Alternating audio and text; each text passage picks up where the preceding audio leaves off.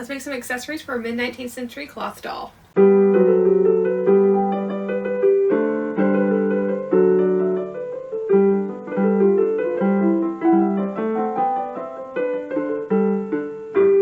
Hi everyone, my name is Caitlin. I'm a living historian who educates other living historians by teaching old-fashioned sewing skills and copying original garments.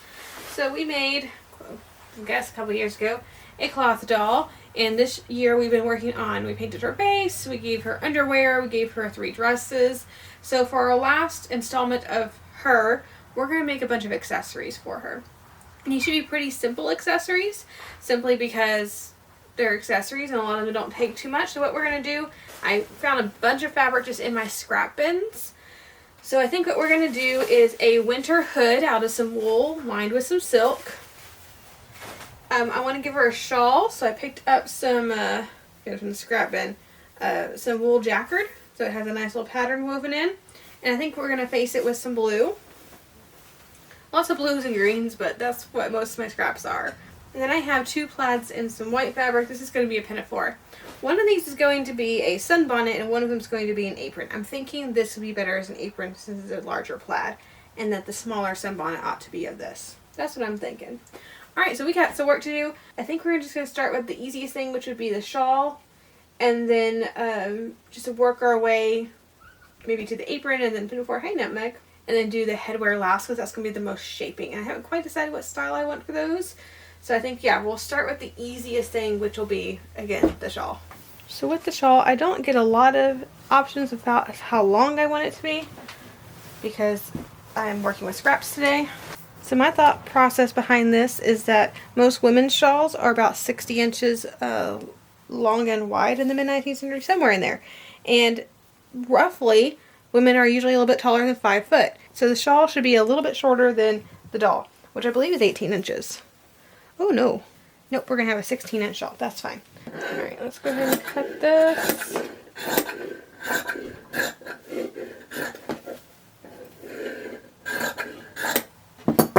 So that's going to be our main shawl body, which I will iron. And then we're going to face it with some blue silk. And I'm thinking about 1 inch facing on either side with a 1/2 inch seam allowance. So that's going to be about 3 inches. And I guess I can probably measure how much of this I'm actually going to need. So if that's 17 inches when you turn the corner. So that's about 34 inches one way. So that's 29. So I'm thinking 3 of these will cover all 4 edges of my shawl.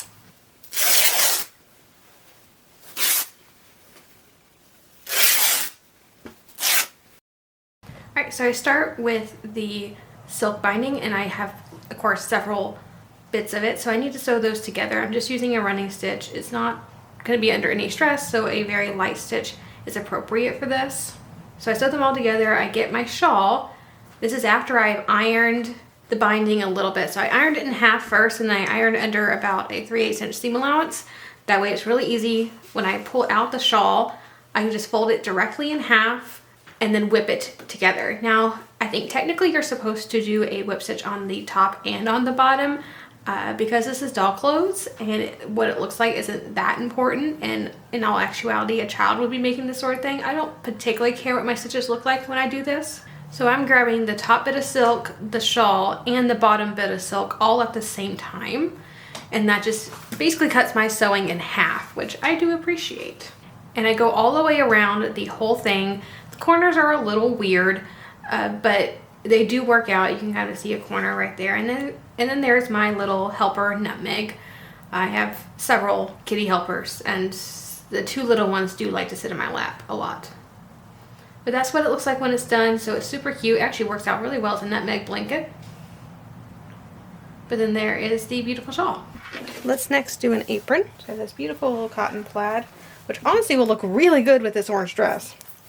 And I would like her apron to hit, yeah, let's make it 8.5 inches. Well, let's make it 8 inches. Might be a little bit shorter. So we're going to go straight down here. Wow, I need to sharpen my scissors. So that'll just be pulled in. That'll be a decent apron.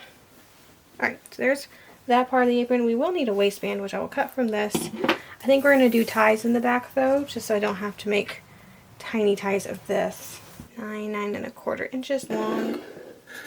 And you know what? We'll go ahead and cut the pinafore while we're here. So we're going to make sort of a more fitted pinafore without sleeves. So it's going to look a little bit more like a bodice than I think we're otherwise used to, but it's going to go all the way around her skirt. So I do want it probably around that 8 inches, so I'm going to cut it 10. Go ahead and then let's look at the bodice. So the bodice part is going to go from her waist to her shoulder line, which is about, and her shoulders are so sloped, so at most they're going to be 4.5 inches, which for seam allowance, probably cut it 5.5 inches. So from shoulder to shoulder, if I wanted the pinafore to cover here to here, we're looking at about 4.5 inches, so that'd be 5.5 inches across. So a really sloped shoulder line. Okay. And then I need it to be about 4 inches long, and we're just going to meet it right there. And I should cut the front and the back at once. The back I am going to have to trim. Do I need it to open, or can it just fit over? Yeah, it's going to need to open. Okay. And this is a simpler style, no sleeves, no nothing, so that's going to be it for the pinafore. Back with nutmeg, and we're working on the apron. So first I'm going to take the sides, fold them under a scant 1/4 inch, and then fold them over again. This is going to be my side seam. And then towards the bottom, I am making it an 1-inch long hem, just because I like thicker hems. And although an 1-inch hem isn't really a thick hem, on doll frame it is a thick hem. So that's just a personal preference of mine. And I just go all the way across, and then I'm going to go all the way back across the other side. So 3 of the sides are going to get hemmed on the same seam, essentially, in the same step at least. Now across the top, I do need to put a gathering thread. This is just a simple running stitch, but somewhat of a wide running stitch all the way across. And then I'm going to take my waistband, mark the center of it, and then mark the center of my apron as well, match the centers, and then pull my gathering threads just so the apron is fitted to my waistband.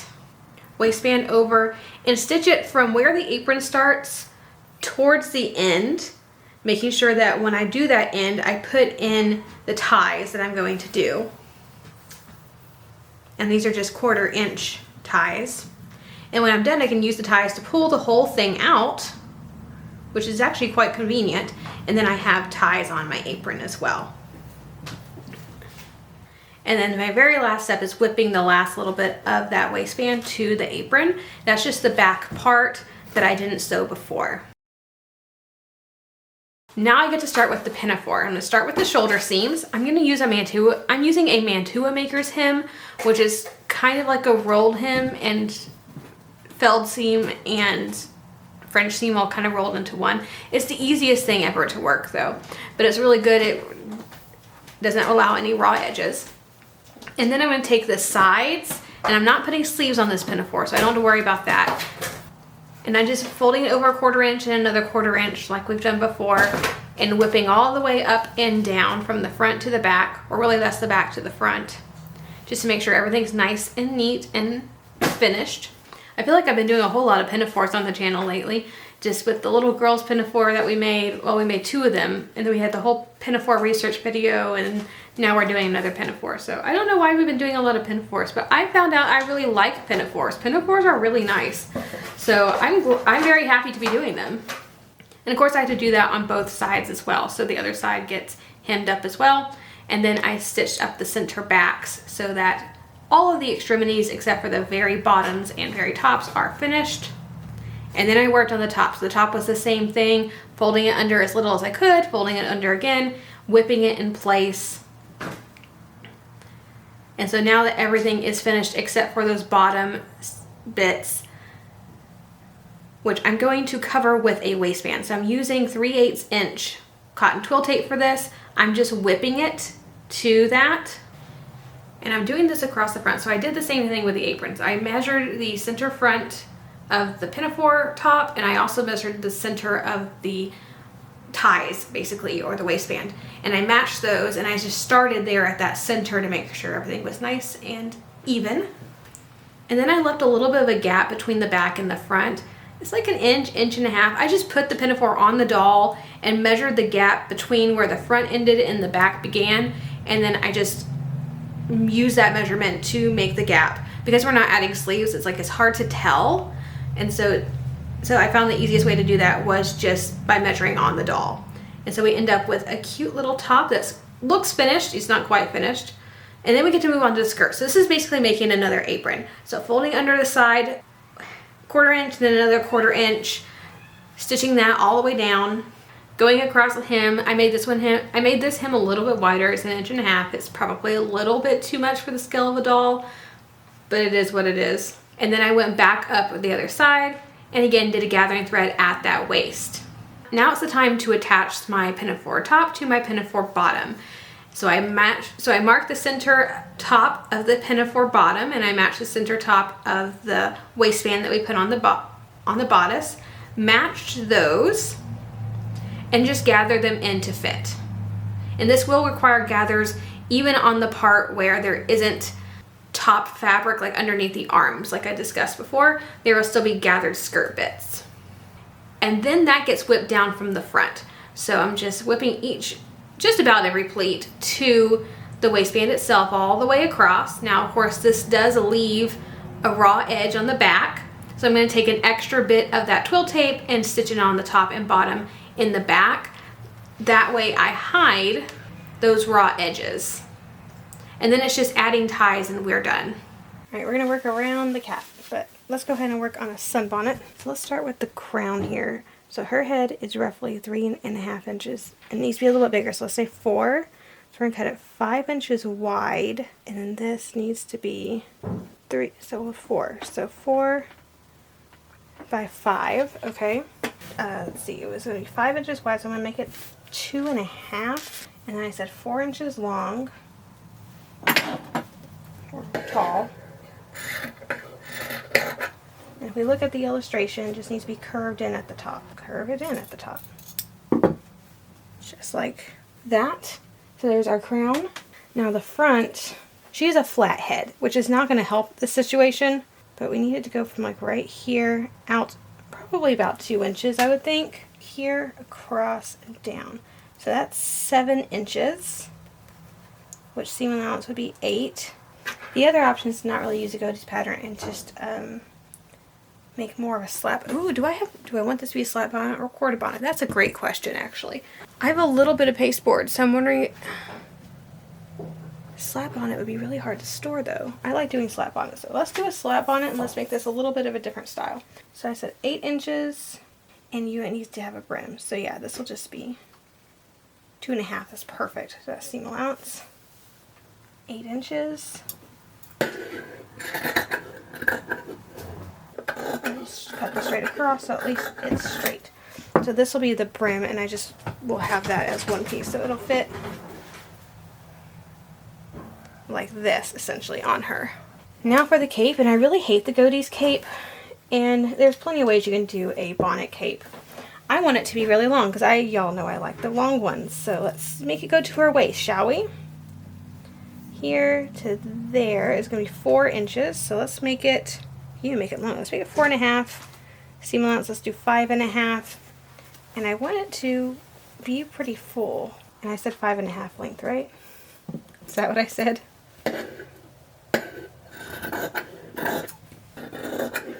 I only need one of these. Alright. So that's going to be our curtain. So we have this. I guess we will try to make this a slat. I'm not sure about cutting slats that small, but we're going to try it. Now our last project is going to be this hood. I gotta process how I'm going to do this. We've made doll hoods on the channel, and I'm not sure if we want to go that route, or if we want to do a more, a different style. Could I almost make it like a little pumpkin hood and do some wadding? Give her like a really warm bonnet. I think that would be cute. Not my favorite style, but it'll work. So it's basically going to be the same thing. So yeah, 3.5 to 4, almost the same thing. 4. We're going to be making a pumpkin hood for myself pretty soon, so this is just going to be good practice, I suppose. And it only needs to be that tall, so let's go ahead and cut it like that, kind of like we did with the bonnet. So we have a back. Crown is going to be mostly the same. this was 7 inches, so 7, so we're gonna cut it 8. Let's do that 2.5 again. So we're gonna make it 3 because I am gonna sew on a facing on the inside.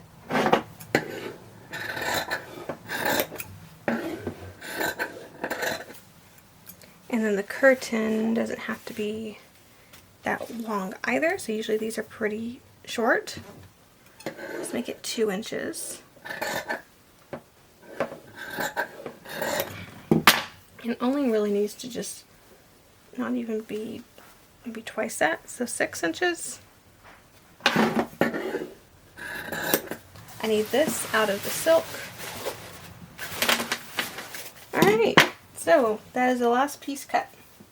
I'm going to start with the sunbonnet. So the sunbonnet gets a gathering thread all the way on the curved part of that brim, on the curved part of that crown, all the way across. And then I'm going to attach that brim to that. So just gather it up to fit the brim essentially. This gives it just a little bit of puffiness to accommodate hair and that sort of thing. And usually on a real sunbonnet, you'd have a cord in the back that you could like let out or pull in. I'm just going to gather this by hand because it's just going to fit a single doll and it doesn't really have to be adjustable at all. A lot of times you put the cord and such in so you can flatten it out for ironing, pressing, starching, or whatever you need. For a doll, I don't think that's going to be that important. A curtain is basically a smaller apron. So fold in the sides about 1/4 inch all the way across, even along the bottom. So we're just hemming 3 sides and gathering the top in, just again like the apron, and then attaching it to the bottom part of the bonnet I've already prepped. See, it already looks like a little bonnet. It's so cute. I'm not going to worry about any of the raw edges. I could do something with that. I just don't think I need to for a doll's bonnet. So the next step is using a running stitch to make channels for my slats. Now if you're doing a corded bonnet, you would make them of course for the cording. I'm doing a slat bonnet. I've decided to use about 1/2 inch slats. They probably could be a little bit narrower than that, but I was afraid that because with pasteboard or chipboard, the thinner you cut them, the more likely they are to curl or spiral a little bit, and I didn't want that to happen. So I made extra sure by making them a little bit bigger than I think they really ought to be. I probably could have cut those down to like 3/8 of an inch, but the really tiny slats just were not working. I still think this looks fine. It's not ideal, but it looks fine. And I did a running stitch. You could absolutely do a back stitch. I just find running stitches easier. A back stitch would be better for an adult bonnet because when you're washing a bonnet, you had to take the slats out, and that is strain, and a back stitch is more secure, so it's going to hold things in place and not potentially pull out or thread break. It's more secure and it's more long lasting if you do a back stitch. For a doll, it's okay. Let's use a running stitch because it is quicker to run. And then I get to put on ties, just little tiny ties. We're using the same 1/4 inch twill tape that I've used before. I could do self-fabric ties, but that is a lot of work when it's that tiny. Now for our last thing, the hood, which is basically by making another bonnet. So we're going to do the same thing. It's gathering up the curved part of the back, and then I'm going to do the brim. So the brim on this one is going to be different than a slat bonnet. This is going to be more akin to a corded bonnet, but we're going to stuff it a little bit. So right sides together, I'm going to do a running stitch to attach the silk lining to the wool all the way across, and that just attaches that. Then I can flip that right side out, and I just start making some channels. So the first channel, I just did a running stitch, and then I'm going to take some wool roving. This is actually from my spinning pile, I suppose, but I could spare a little bit for this project. So I'm just taking off little bits of it. It squishes, so about 1/2 an inch in diameter when it's like fluffed out a little bit. You can kind of see the size that I'm doing. And I'm sticking it in there right where the last running stitch was. And then I'm going to do another running stitch with that wool roving in there. So it creates a channel for that wool roving. We're making a wadded or a pumpkin hood. So this is how you wad something. And I just keep going in that manner. So just keep doing rows and rows of the roving. Now on a real one, you want some sort of cording or cane, something in between each of those rows. But because this is such a small scale, I didn't think it would work. So I just did rows of roving. And then I get to attach it to the back. Same way we did with the bonnet. So on the bonnet, we attached the whole bonnet beforehand and we did the slats or the stiffening afterwards. This one we had to do the stiffening beforehand and then attach it afterwards. That's really the only difference, is these steps that we take. It's just because I find it easier this way. So matching the centers, gathering everything in place so it all looks nice. Again, the back or the crown needs to be a little bit gathered just to fit over hair and that sort of thing. Not that my doll has hair, but that's the idea anyway, so it looks more accurate. Now for the curtain, it's the same thing as the other curtain. It's the same thing as the other curtain. Of course, this one's a lot smaller, so it's just a small hem rolled over twice, whipped down just on the 3 ends, and we're leaving one long end raw because that's going to get a gathering thread. And then that attaches to the inside of the little hood, again with a running stitch. Probably should be a back stitch, but doll clothes, so it's a running stitch. And our last step is adding more of those twill tape ties. They really should be silk ties for this, but I don't have any narrow silk ribbons, so we're going to use these for now, and I can always change it out later. And then there's our little hood, all nicely done. And it fits her so nicely. All right, add a little bit of a background so that we can actually see it better. Let's just kind of go through them. So, shawl, which the blue looks really good with the brown. I had a hard time figuring out what I was going to face it with because my shawl of this brown, I faced in black, which goes with everything, but it's not exactly the most prettiest thing in the world. So hers looks a lot nicer than mine, and it's a good size for her. What I should have done, and I didn't think about it, because we've always done the square shawls. And I didn't think about it till literally right now, but that was a long piece of wool. I could have made a double one. So like if it's a rectangle, let's just pretend this is a rectangle. You would fold it in half and then fold it into that triangle and get a 4-layer shawl.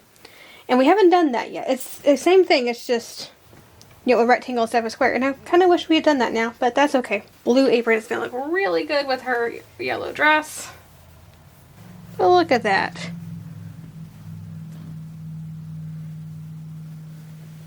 Like, that just looks really good. And I'm especially proud of this bonnet. I mean, I wasn't sure how the slat bonnet would translate to doll sized, but I really like it. Of course, she doesn't really have a chin to keep the ties down, but it'll work. But look, she's a proper little dress doll now. So from the back, nice long curtain. I think the slat bonnet is like the right amount out to give her shade. Like, it just looks so good. I wasn't expecting it to actually work that well. I really wasn't sure about how that would translate. But it turns out it translates really well. Now for the lovely little pinafore. Could have put some work on it to like decorate it out a little bit, but I don't think it really needs it. Definitely not a back covering pinafore, but that's fine. You see those in period paintings as well. I think that's rather cute. And then we'll try her little winter hood.